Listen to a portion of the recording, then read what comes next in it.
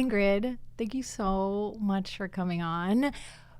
We manifested this, guys. You did. You really did. Okay, so, and I think we're going to put the pieces, because I don't know how we got to the final piece, which is, so you have a book, Why the Need to Please Makes Us Lose Ourselves and How to Find Our Way Back. Fawning. I'm going to say that again. Fawning. Why the Need to Please Makes Us Lose Ourselves and How to Find Our Way Back.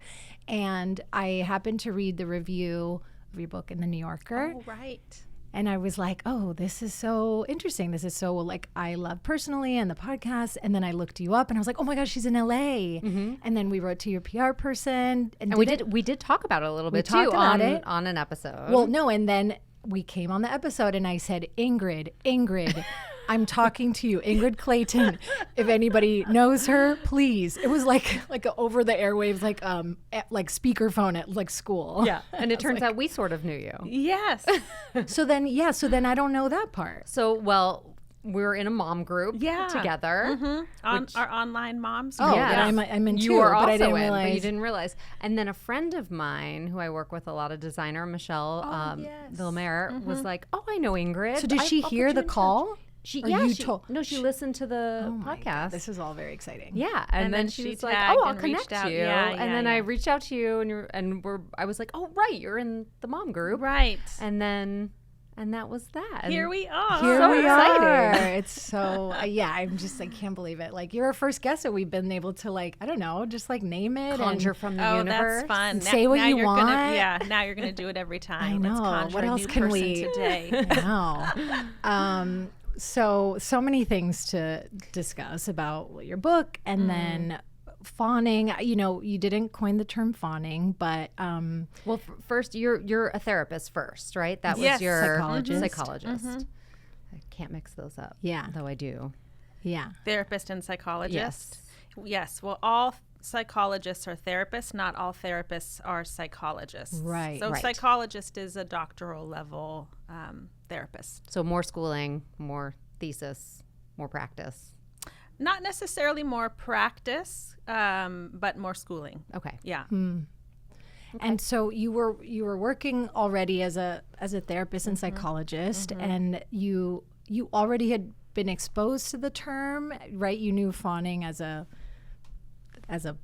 thing, as a coping mechanism. Yeah, what do you call response. It? The trauma response. Survival mechanism, trauma response. And I remember reading about it per my therapist's suggestion in complex PTSD. Is that the Pete Walker's book? Yeah. Yes, and he is the one who coined the term the fawn response. Yeah. Yes. And I was thinking, will you tell us a little bit about fawn? Because I was like, I feel like I've known about fawn for a little bit, but I was even listening to a podcast the other day, and they're like, a lot of us know fight, but there's also freeze and flee. And then I was like, they didn't say fawn, so maybe it is still a new... It is term. new, I think, to mainstream. In fact, even a lot of therapists, a lot of people are reaching out saying, my therapist hasn't heard of this yet, right? So it is pretty new to the scene. And so, yes, I am a therapist. I've been in private practice, I don't know, a couple of decades almost. And I ultimately became a trauma therapist. And if you sort of back up a little bit, what happened for me is that my stepdad died, which may seem out of context. But when he died, I was confronted with my past in a way that had never quite happened before. And essentially, he is the source of most of my childhood trauma. And his absence on the planet made me feel like sort of safer than I had ever felt. It was in the contrast of him being gone that I was like, wait a second. And so I was really struck with this calling to write all of these stories, like literally waking me up in the middle of every night. 3:00, it was almost on the dot. It was like, another one's coming. I got to go and capture it. And there was this years-long process of writing. I couldn't stop. I knew it felt important. I knew it felt like maybe the most important thing I'd ever done in my whole life. And years later, I was able to look at everything that I'd written, both from childhood and recent adulthood, and I could sort of see my own story with enough distance. Now it was on the page, but through a trauma therapist's eyes. And I named for myself for the first time ever that I had complex PTSD, complex trauma. And throughout that writing process, I was writing about fawning, but I didn't yet know that it had a name. And so I was talking about these experiences and writing about them, and someone was like, have you heard of Pete Walker's work? And I hadn't yet. So I read his work, and I was like, that's it. Like, this is my life in one sentence. It explained everything. Wow. And for me to look at these things that we've long referred to as, whether it's just people pleasing or codependency, to put them back in the context, first of all, of my physiology, that the body will always privilege safety and survival. These are not conscious choices. There was nothing wrong with me, right? Codependency, and even people pleasing. They all say like, "Oh, you're doing this to yourself. There's something wrong with you." Just set a healthy boundary, raise your self-esteem. These very conscious solutions to what is a deeply embodied and unconscious problem. And to see it from this nervous system perspective, it was the first time where I was like, oh my gosh, I am not broken. There is nothing wrong with me. I'm not dysfunctional, right? Codependency was a counterpoint to chemical dependency, very much seen in the addiction model. You have a disease, there's something wrong with you. I was like, well, there's nothing wrong with me? You mean I have a body with hardwired operating instructions designed to keep me safe? Survival. I was responding to a dysfunctional environment. So it points to the context in a way that nothing ever had. The seed of how this all started. Yes. Which lowers the shame. And what's the barrier to most healing is that we're holding the shame for the whole system. So that sort of, starts to wane a bit. And I just, throughout my own healing and then really bringing that same lens and language to my clients, just all of our lives were changing in such profound ways. And so, eventually I self-published my memoir. I couldn't get an agent to save my life. And I just thought, you know what, if I'm a trauma therapist who didn't know that I had complex trauma, because for those that don't know, relational trauma, complex trauma is different than what we think of these acute traumatic events. Like it's obvious. It's a car crash. It's wartime, right? Yeah. And for so much of us, complex trauma is ongoing experiences of threat over time. And it's emotional abuse. It's neglect. It's things that are often hidden and, quite frankly, normalized. I mean, let's look at what's happening in our world right now, right? And so it goes unseen and invalidated in this way where you go, well, it's just me. It's culture. It's family. Yeah, it's right. All the ways, it's and life. Yeah, and it's just life. All the ways in which it pops up. Yeah, that sneaks under the radar. And the problem with my words got stuck in my blah, blah, blah. The problem is that we get stuck in it, especially if you're like very highly sensitive people and you live in that, you blame yourself. That's right. And you, I'm assuming, repeat those patterns without any conscious awareness. Yes. If you've not done work. Will you share in one sentence what that's, or like what it clarified to you about fawning? Because also fawning, I think I had kind of in the like general way was like, oh, fawning's when you're like cute and you smile, but it's not the only way. That's it's like whenever you abandon yourself. So it could be actually about upholding like toughness. It could be about upholding a family culture. Yes. So essentially it is an extension of what we know about fight, flight, and freeze. Right. And the tricky thing is that all of those appear like trauma responses. You're fighting back. You're running away. It's very clear, I do not want this situation. Right. Fawning has you leaning in to the very relationships that are causing you harm. So it looks like kindness. It looks like consent. Right? So to your point, it does, depending on the context, it presents very differently. It can look like that appeasement. It can look like being the funny person is always making everybody laugh. It can look like the caretaking of, oh my gosh, you are absent and I need you to survive. So I'm going to run circles around you to solve all your problems, right? Where the over volunteers, over functioning. It looks a lot of different ways. It depends on the need that needs to be met. And you mentioned self-abandonment, which is sort of the sad thread that runs through every single sign and symptom of fawning. And if you think about it, fawning means my entire sense of safety lies outside my own body. Do you like me?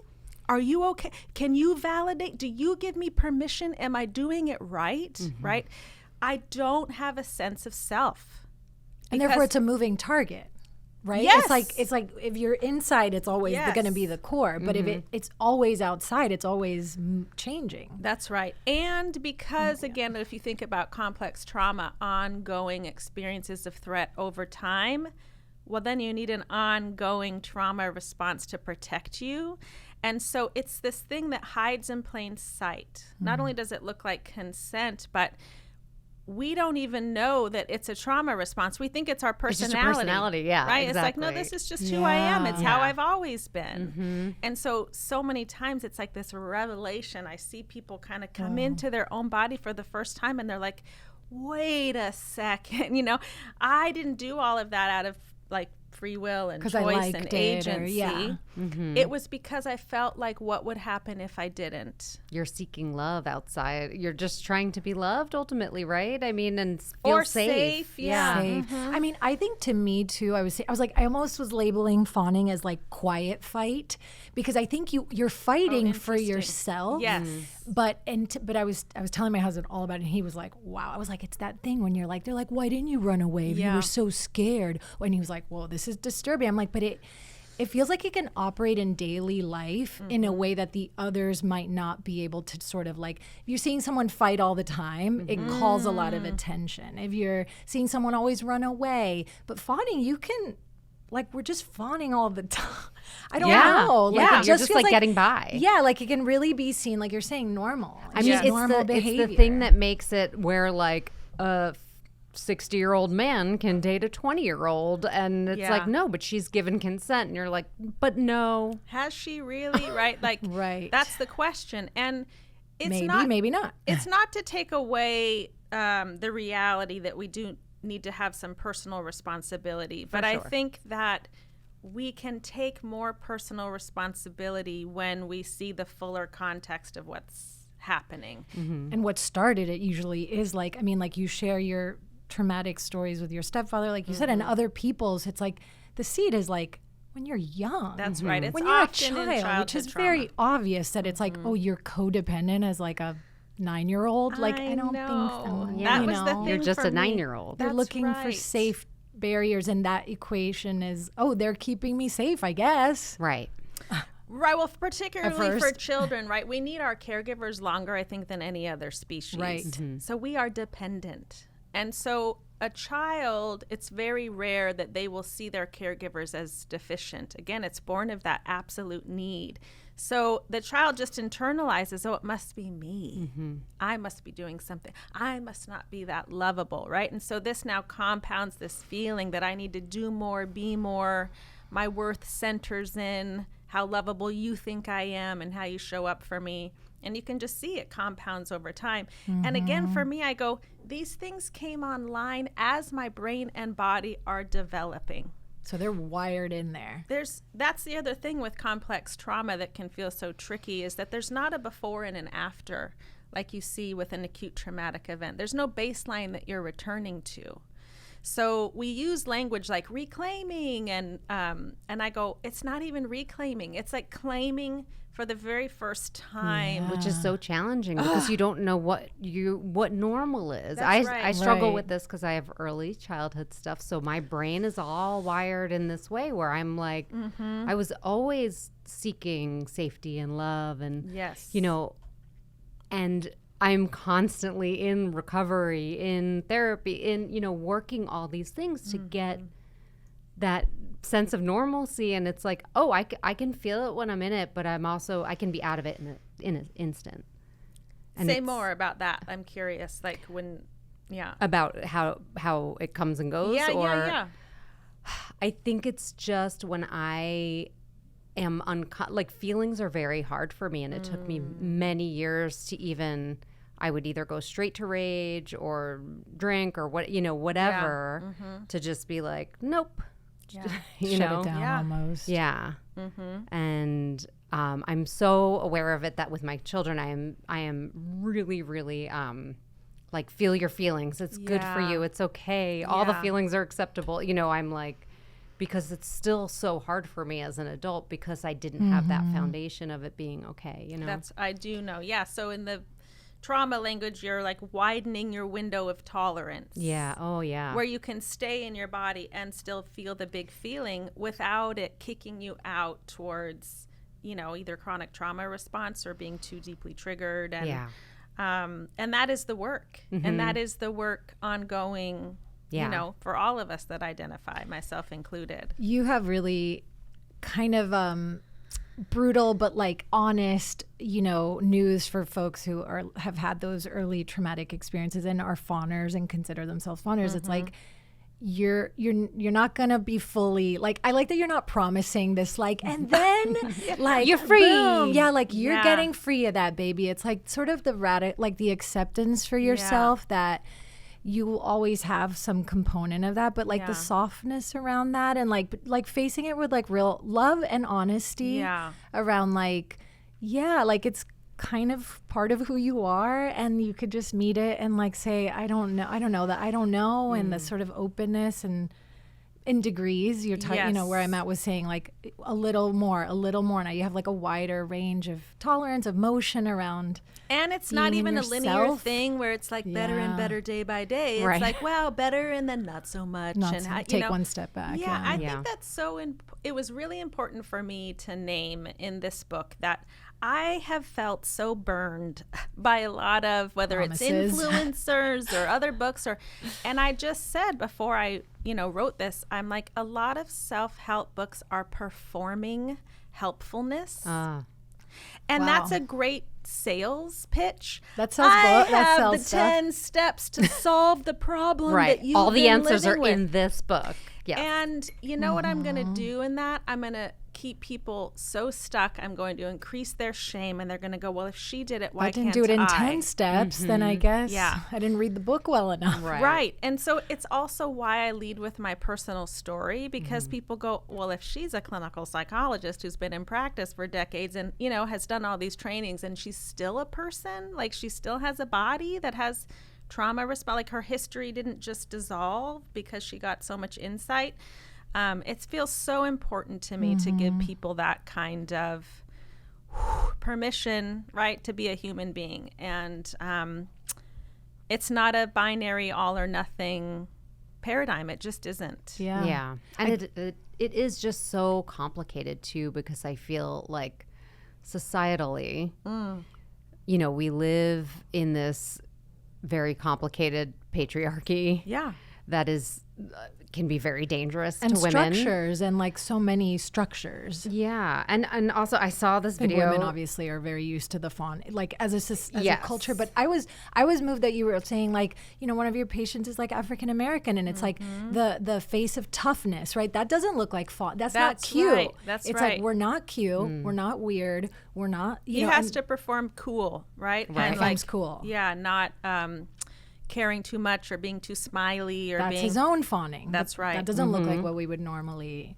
think, but it's a cultural and family. But it is. It's like a very much they're everywhere. Everywhere. But holding it up. This video that I saw yesterday doesn't seem to have anything to do, but I think it really does. It was just talking about like how generationally we are as a society, not just women, like influenced by the power of all of these old pervy men right now who are getting called out, right? Oh my God. They owned all the stores. They owned all the, you know, like they were the ones. And it's revealing. It's revealing so much, but it's also like what they wanted to see was young, hot girls. That's right.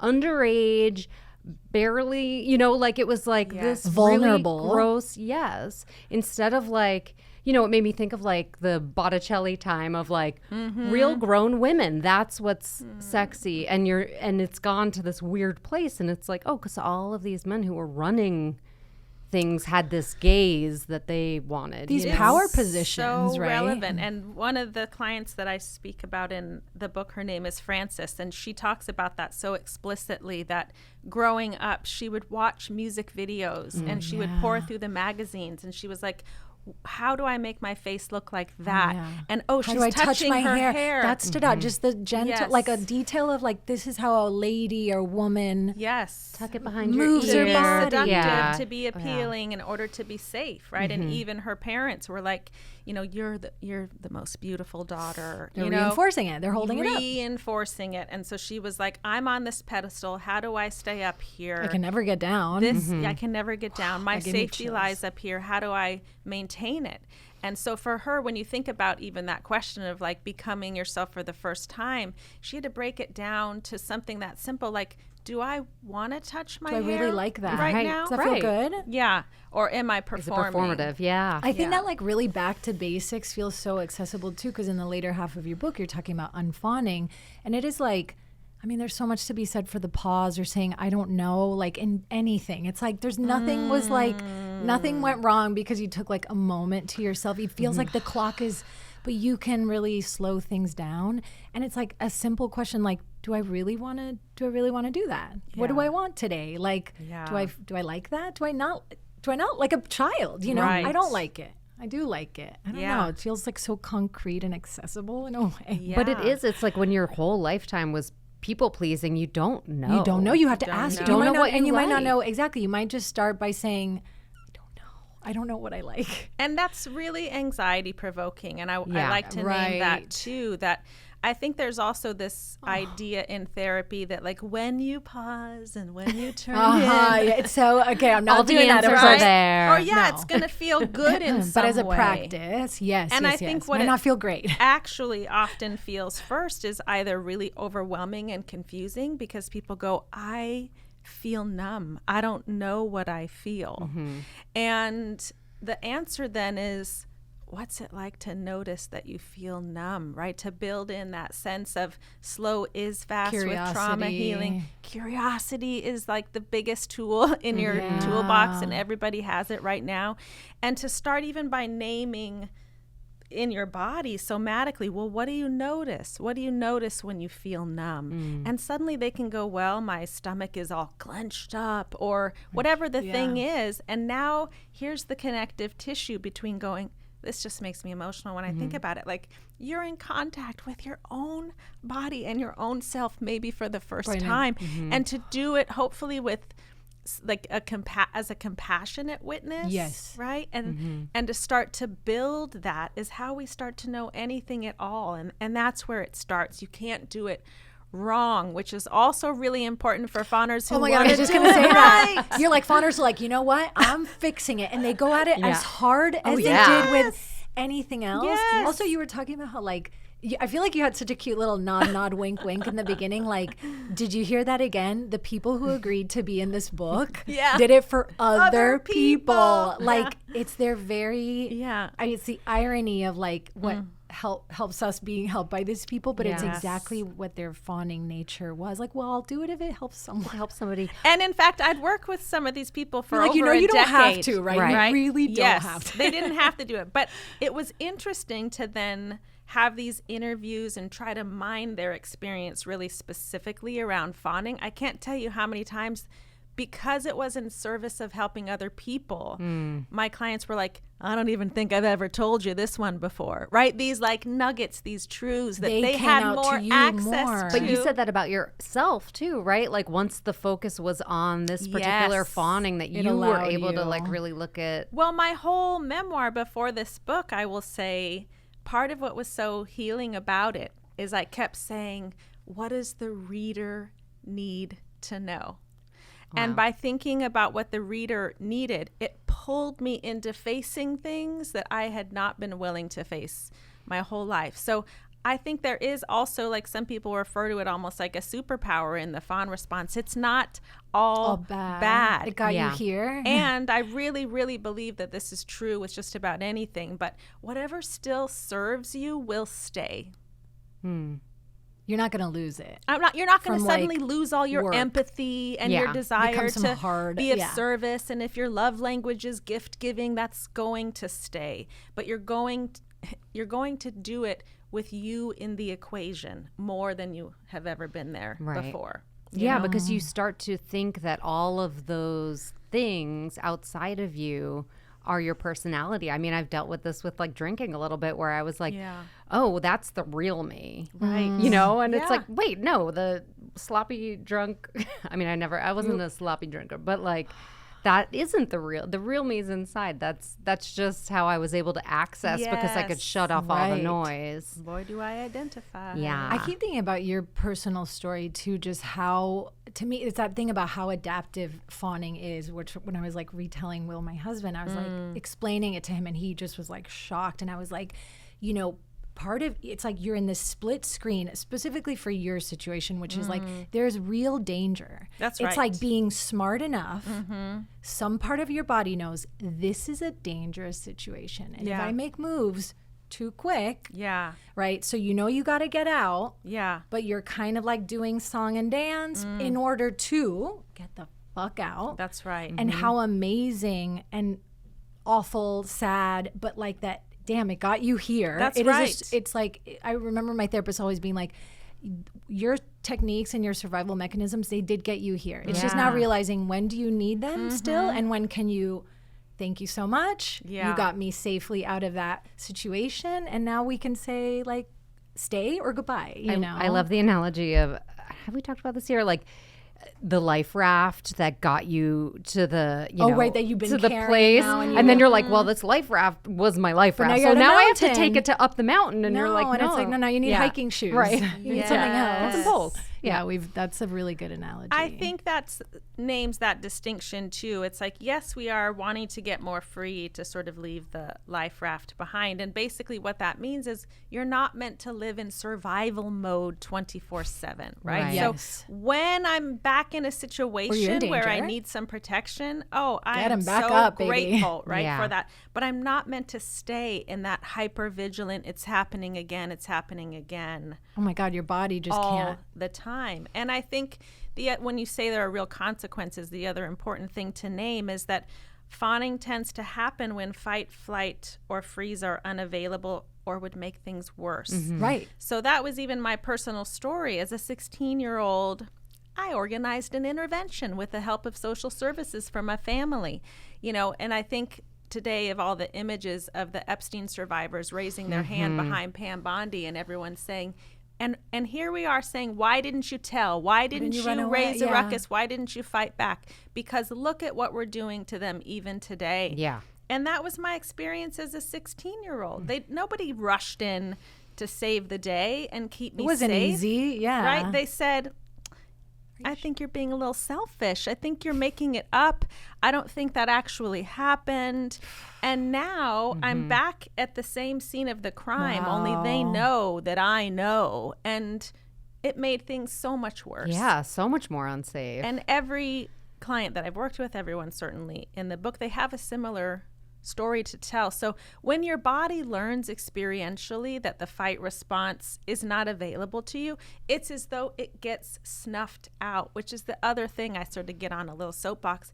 To act as though we're just meant to teach people how to just go now have a voice and set healthy boundaries. It is not available to them. It is not available. It elicits terror like you can't even imagine. And people that don't have that embodied experience, I mean, I get it. They don't get it. They don't. You can't even imagine. You cannot, what they're flooded with in terms of like, that is not safe. It is not an option. And so to go back to that idea of like building our window of tolerance, we're literally building our ability to feel that fear, that terror that maybe was never even metabolized before. And this is the way that we eventually discern, is this danger or is this discomfort? Right. Because the body doesn't know. It will signal danger every time. Trigger it every time. You kind of just touched on something that reminded me that, like, in order to kind of begin that unfawning process and have a wider range of that, that there is a real mourning that most people haven't done up until that point. Like, really feeling how that situation really was what it was and calling it and looking at it and really shining. It just was like struck by like, there has to be like a real mourning period for yourself, as all of us who've like been through traumatic experiences where a kid, I still feel like because of the podcast I drive and I'm like, that was was bad. Yeah. That was hard. really bad. And I'm like, even that is such a nice admission to yourself. Like, that wasn't good. That was really a tough time. And now having kids, you know, you go 6 and 7, you go, they are so free. They're spacey little daisies. I was talking about it last night. I said, my kids are so spacey. And I was like, and I have to tell you, it makes me so happy. At 6 and 7, I was locked freedom of that. That's in. right. I knew what was to either corner, behind me, and in front of me. And there was no like, what? And we're like, hello with my kids. I'm like, they are free. They're free to dream and play and talk to themselves. And they're not like, who's watching? Yeah. But there's a real mourning to admit to yourself That you didn't have that you didn't mourn then, that it was really messed up. I mean, I have,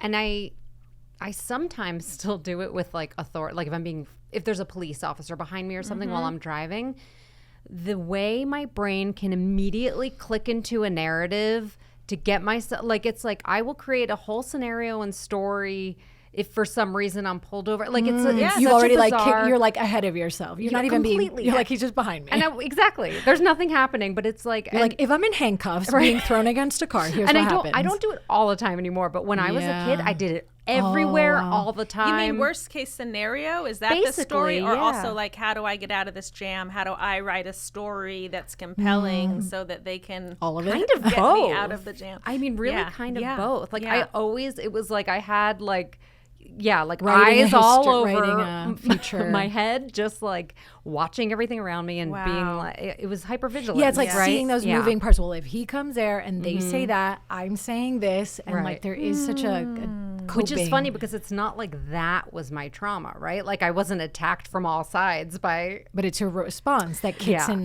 But see, that's the thing, and it always makes me think of going to my dentist and getting my teeth cleaned, and the hygienist was like, "Oh, what do you do? I'm a trauma therapist," and so it led to this conversation of like, being trauma informed as someone who touches bodies and puts people in really disempowering positions and bringing a drill towards their face. And she was like, oh, I don't think people have that. We don't have to think about that. People don't have that dental trauma anymore. Because she was thinking only people that have dental trauma need to have trauma informed care. And I was like, interesting. Okay, I'm going to take a moment here and I'm going to educate you on the fact that just getting a cleaning. No, but right. You are literally sitting over someone in this position of power with a drill, with these loud noises. They're staring up at these bright lights. You don't know what they are. There, right? So it's not about the specificity of the traumatic experience. It's about being triggered by the sense memory of disempowerment. Oh my God. Yeah. Generally. I think that's why women, I do think collectively, we really are like, fawn, let me tell you about it. Because, you know, and again, when it was like interesting to just like weed through it with my husband. I'm like, you know, height, weight. That's right. You know, people over you, their economic status, you know, political status, there are all these structures in place that it's like, yes, like, it is real danger to talk back to a big man who's like, hey, baby, what's wrong with you? You know, like, why don't you smile? Yeah, it's like there is still happening today. Happening from the president. I know. Fuck him. Sorry. Yeah, the most powerful person. But just on like such a, I think it's like so important for people to feel like on a literal level, like there is like all these differences between people that are like, you could really, and a lot of. And those people are making it, like your stepfather, like made it very clear that like he had anger, right? There was power, there was physical manipulation and intimidation. Yes, that's like, what are you gonna? The whole house. Right. Like, what are you gonna do about it? My access to leaving at all. That's why you know I referenced it in the book, but I was listening to Dax Shepard, and he had Anna Kendrick on, and she was talking about her movie Woman of the Hour, which is really essentially all about the fawn response. Every single woman in that movie, whether they were directly impacted by that serial killer or not, they all are fawning, every single one of them. She's elevating the subtext of our lives and making it the thing, so much so that I couldn't see it in the first viewing. I had to watch it again, and then it just all hit me like a ton of bricks. I was like, this is amazing. But anyway, she was discussing it with Dax Shepard, and she was curious, like, well, what's your go-to? It must be fight, right? And he goes, oh no, I know the fawn response. And he referenced his childhood memory, immediately came back. He's 12 years old. This other tough guy comes along, like knocks his head into the car, and he's like, dude, I would never, we're cool, right? His appeasement looked like that, this sort of like flattering, buttering up the guy. And then he said this, which just knocked me over. He said, first of all, the shame of fawning was worse than getting his head knocked into the side of the car. And I went, say it again, the shame that we carry from the need to fawn is maybe worse than whatever's happening to us. Because you're abandoning yourself? Is that what the shame? Yeah, totally. Yes. And I'm so glad I grew out of my need to fawn. And I went, because he's a guy.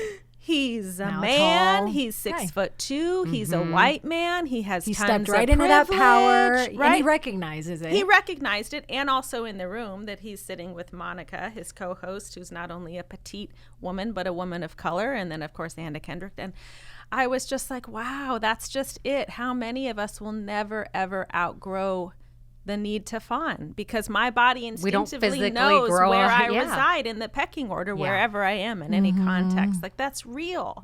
And I think even as a therapist, so much of looking at this material, I love my job. I love working with my clients. I think working with individuals is deeply important. And what I continue to see more and more is that to place all of the responsibility on an individual who's been through all this shit, living in a world that's just piling it on, to kind of go, okay, well, how can I help you in the aftermath? I don't know. It's why writing feels powerful, or speaking, or, Well, it's such a wider audience. Media. You get to really touch people that maybe don't have access to you. That's right. It's like, how much can you physically take on in a day-to-day? And your book is really, reach. Yeah. And it's for some people, it's going to be the first time that they've ever even heard the concept. Like, it is relatively new, like we said, and it's like still floating around. There are a lot of like, whoa, aha moments, as Oprah would say. I mean, it was crazy. You're already a PhD. You've written a book. Right. You heard fawn, and then it's like, oh, I think this is me. Wait a second. Like, through the writing has been my learning process. I mean, really, this book is mine, but it belongs to my clients too. Like, we kind of just got in the trenches together and said, how does this present, and how does it feel, and what do we notice? We looked around and just every nook and cranny to sort of create this fuller picture of the lived experience. Because I also think that's the most powerful way to be helpful, as opposed to being overly prescriptive and telling someone like, go do this thing. It's like, no, look how it lives and breathes. Examples of real life. In this person's life and in this person's life. And so it's the most powerful feedback that I get. And I get it often, is like, have you been reading my diary? It's like, you're telling on me in ways that I didn't even know were real. You know what I mean? So it's like, that to me is so powerful, to give a reflection to someone of something they didn't even know existed, and yet they feel more seen and understood in ways that they can finally look at for the first time. Yeah. By sharing who you are. Because if you can't see it, you can't heal it's it, too right? logical, right? To read textbook stuff. It is we learn from each other. You said that thing about it happens relational trauma, and then healing happens in a relationship. So we get so much information from each other, and and being able to really visualize what it is and work on it.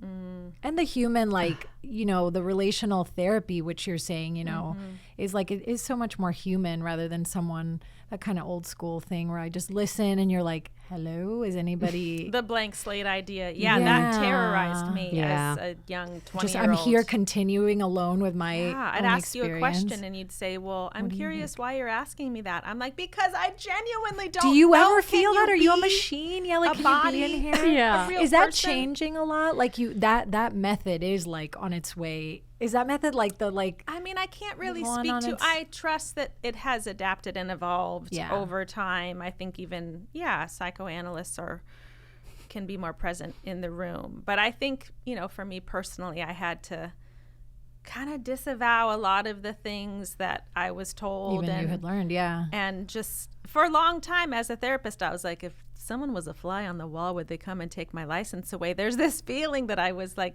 because I'm sharing doing it myself. wrong. Or just, I don't know. Getting in there. Yeah. If I felt like we were meant to move around, we were meant to move around. If I felt like I was supposed to go sit next to the person on the couch and put a blanket over our laps, like right? who came up with this idea that we have to sit in these you static can't have any positions? Yeah, that's really interesting. And earlier you were talking a little bit too about the somatic stuff. So it's interesting you say to get up and move around. I personally, I felt like in my 20s, yoga really saved my life. It was the same time as I was in like a deep therapy doing EMDR. Wow. And I would go to class, and I this is in a time where I didn't quite know my feelings yet. I was still trying to find myself. And I would be like, in pigeon pose and just start weeping. Oh, pigeon pose, classic. Any back bend for me, and I just lose it. Yeah. Yes. Well, also, I feel like those hip like flexors that get like, they say it's like Heart protecting the hip belly. opening. Anything from here, like to your, like your neck genitals. down. Yeah, it's like, do not get near that. Yeah. So there was, and it was such a weird feeling to be like, why am I crying? And it would be like, that cathartic, like sobbing. deep pain that you're releasing, and you're like, why? And then you start to get to the why, but it's like sometimes you can't even access it intellectually, or it's like you have to get it out in other ways before you can really get to it and talk about it. And I think that's so important to name that trauma is often not encoded as narrative memory. And if you think about childhood trauma in particular, like your brain isn't even formed enough, right? Right. But also, so traumatic memory is stored more through sensation, through senses, which is why that feeling of being disempowered, it might be a completely different context, right? It might be a smell. Right. It might be a sound.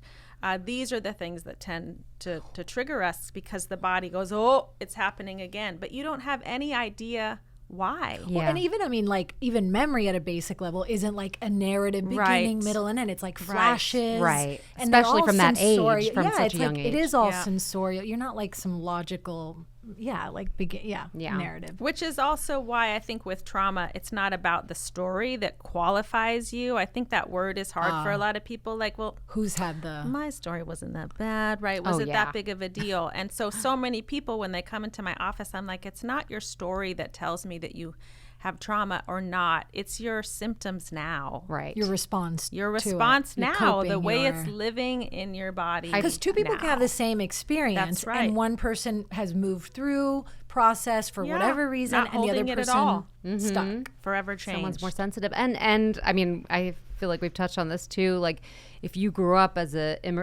child of an immigrant from a country, like, we had the Holocaust in our past. So it was like, I was so aware. I mean, I remember being a little kid being like, well, my childhood wasn't bad. I didn't have to grow up in a concentration camp. And it's like, that shouldn't be the bar. That's the bar. I love that you were like, hold up. I'm sorry. Let's actually look at your trauma for a moment and say, I'm sorry that happened to you. Like, that is a big deal. That's not, what I had to do. Like, it's like, that's right. That's really sad too. Let's mourn that too. Right. And mourn me too. That's right. Yeah. Feel those feelings. Oh boy.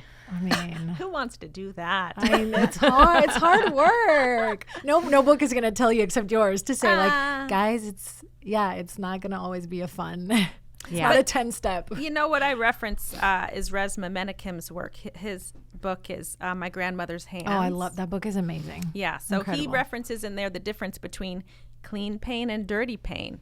And we all know the dirty pain of like circling the drain. This is the pain I know. It's the pain of my ancestors. It's now, I got to carry it. Versus this work is clean pain work. Yeah. Feeling it, moving through, grieving what both happened and what didn't happen, what you needed, how you've been carrying it your whole life. It's clean pain that finally delivers us through to the other side, right? Like I too, I've been clean and sober for 30 years now, which is ridiculous. And amazing. Congratulations. But I still have that thing in me where I'm like, where's the thing that's going to fix it and wrap it up and make it all better? Yeah. I We're want so my designed light switch for that. Give right? me the answer, please. Give me relief. Yeah. So if that's my wiring, and I'm saying that clean pain is actually the closest thing that I've I've experienced to giving me what I've always wanted, right? Which is more internal freedom and access to self and not be so hypervigilant. It's also why I'm sort of shouting this from the rooftops, because I believe that it's worth it. Yeah. Well, I'm so glad you are shouting it from the rooftops. Thank you for just like talking about it here. It's been helpful to talk to some people who are listening too to this podcast of like, it's really nice to be talking about all of this, right? Yes. Because it isn't, even still, I feel like it's talked about way more, just mental health in general, but you know, it's still kind of taboo and you don't want to share and it feels dark and dirty and you're like, no, I'm okay. I'm fine. Well, stuff sneaks up on you, you know, you're living your life, you're surviving, and you don't realize that some stuff is like really affecting you in larger. Yeah. And it's deep in and oh my gosh. I'm all for let's just have the real conversation. Yeah. So thanks for having me on and allowing us to have this one. Yeah. Well, let's do an endorse. This is really nice. A nice way to end it. Yes. It's our quick little way of like anything that, you know, is affecting you right now or that you're doing that is helping keep you on the up and up. I want to give a shout out to Rest. Love her. Yes. Love. And not rest because I'm burnt out. I struggle with that kind of rest. Because I'm in the red. Sick, and because I've completed everything on my to-do list. Like I am. As a reward. That's right. It's not a Just rest because even in the face of 10 things on my to-do list. And I know it may sound a little silly, but that's what I'm shouting out. That's the thing right now. I was saying even before we started, right? Like as much as it's such a privilege to get to have written this book and talk about it, it's also been, you know, the writing and the marketing and all this stuff. I now need to pull back and go, whew, okay, that's a lot of output. How can I fill my own cup in a way that's not just theoretical and what we talk about on social media? It's like, no, genuinely. Yeah. Oh, I love that. On that same note, I'll give a shout out to just like to stretching. I mean, I was going to say yoga, but not in a like power yoga class. Yeah. I'm talking like just get on your mat for 1 minute and just like a couple downward dogs, a little bit of posing, and I put a mat next to my bed.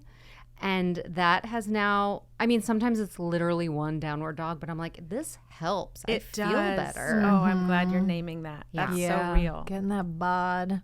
It's funny. I was just thinking, I'm like, another like concept one, curiosity. I think, you know, just being curious is so helpful. Maybe even more than like that pause, like, okay, if you just pause, but just questioning a lot and having that spirit of, you know, gentle wanting to know, you know, and keeping open and asking questions around. Yeah, I'm reading a lot and I'm like, oh, it's so fun to just be curious. Wow, that's juicy. Fun. I love that. Yeah, that feels good. Well, thank you so much for coming on, Ingrid. Thank you so much. This was amazing. Thank you for having me. So much. Yay! Oh my God. We did it. I went a mile a minute. I hope it wasn't too much. Awesome. Were we time? I forgot to do the clock. I kind of looked and then I kind of didn't look, but I was like, we're fine, whatever, I don't care.